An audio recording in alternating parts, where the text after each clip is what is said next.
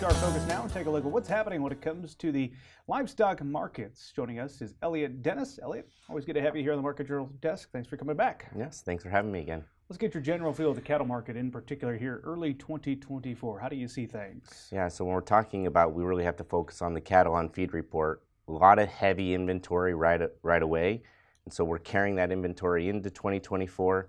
And there's reasons why we're doing that. Feed costs are down, and cattle prices for feeder cattle to replace those are up, and so we're seeing really heavy weights and a lot of inventory out there. And if we compare this to where we were at, the closest comparison is really 2021.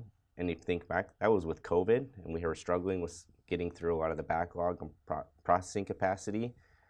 Prices will generally go over the last 5 to 7 years, have generally go up about $2 to $3 a hundredweight from where we see it in January to about that April-June contract. This is on the cash basis. And when we think about it, where we were at, that went up to about $20 in 2019. We're not going to see that run up. And so when we compare where we're at to where we could be, we're thinking in that 180 range at a kind of a high level. We're probably not going to be at that 190 plus range that we were seeing on the futures market back in September, at least for the April contract. Yeah. I want to get your thoughts. Obviously, the story to start this week was the snowstorm. That has persisted with another system moving through later in the week. And then we've got these Arctic temperatures. USDA comes out with the estimated slaughter, both for hogs and pigs.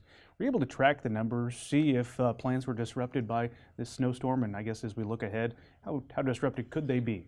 Yeah, there will definitely be a disruption that is coming out there. We're seeing places like the Holcomb, Kansas plant. That one's shut down, at least temporarily. We have other plants that are kind of idling. A lot of that has to do with worker safety. This is kind of a similar situation if we think about to other plant closures. This would be, I would say, probably in that more realm of like general maintenance, although this wasn't scheduled. What that ultimately does from a producer perspective is it kind of limits upward price movement. We've seen that really middling value in the cash market. We've seen that also in the futures market.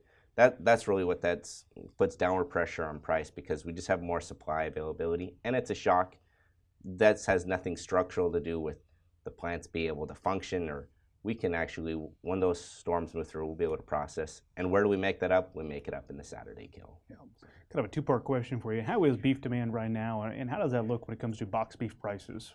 Yeah, so when we think about the box beef cutout, it's actually a composition of the actual primals. So we have like the rib, the loin, the round. So all of that kind of constitute what we call the box beef cutout.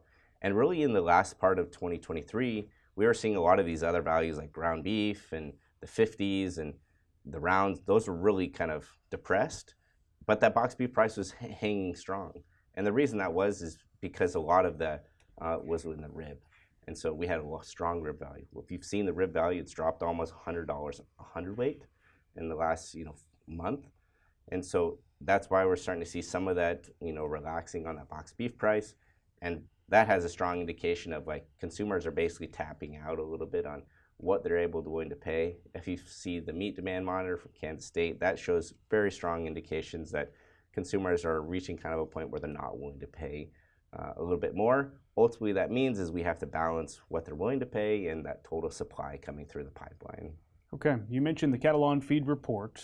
Also happening this month, we have the yearly, or I should say it happens twice a year, it's the cattle inventory report. What are you going to be watching when that report comes out later this month? Yes, the big is, what is the cull cow numbers going to look like, and total cows that we have to breed, and the heifer retention.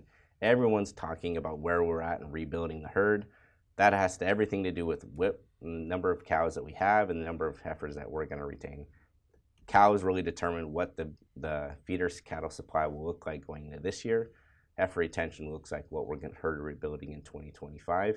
We'll look at where we're at in cull cow slaughter. We are above the 5-year average, but below 2022 at our slaughter, which was very high. We're going to see a reduction potentially in that herd still, and so we're thinking those are the two numbers that I'm really looking at. Of course, when we go to the July inventory report, we're thinking about how many of those cows actually calved. And there's ways that we can think about producers managing some of that risk. Let's pause on the cattle. Come back to that here in a little bit. I want to get your thoughts on the hogs and pigs side of things, though. Lean hog market, I guess, has rallied a little bit here in 2024. Any particular reason why? Well, we're thinking about some of it has to do with some of the adjustments that happened. USDA came out with their adjustments. We're thinking about strong, basically, sow reports that have been out there.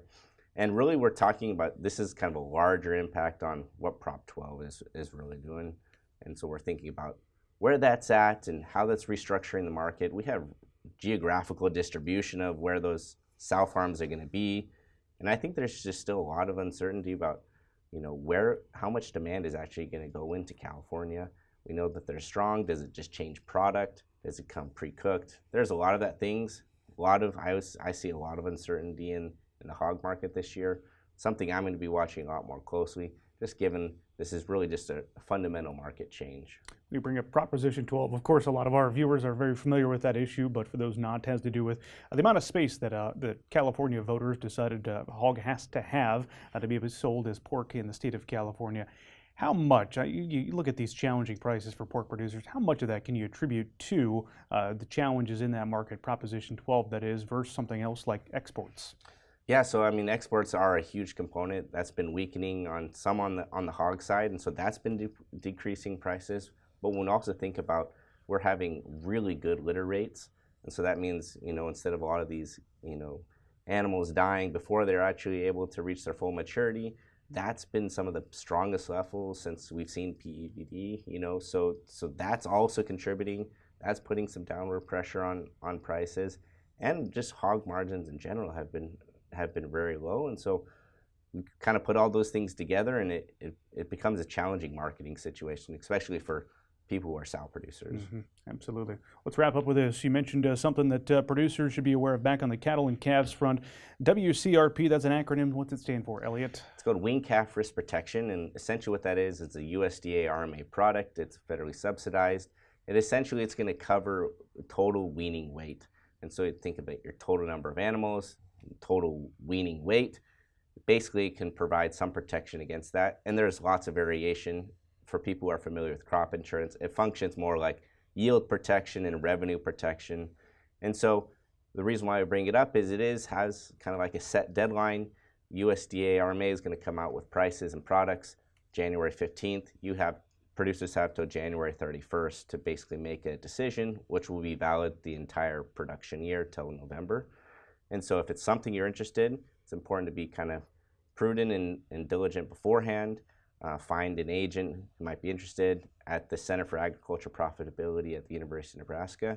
We've done a webinar this past week, and we'll do one in the following week. So that kind of explains a little bit about what the product is, how it's priced, and what are some strategies that can be used. And it's important also to note that wean calf risk protection precludes you from using livestock risk protection. So if that's something you've been using in the past, then it's important to kind of weigh those strategies.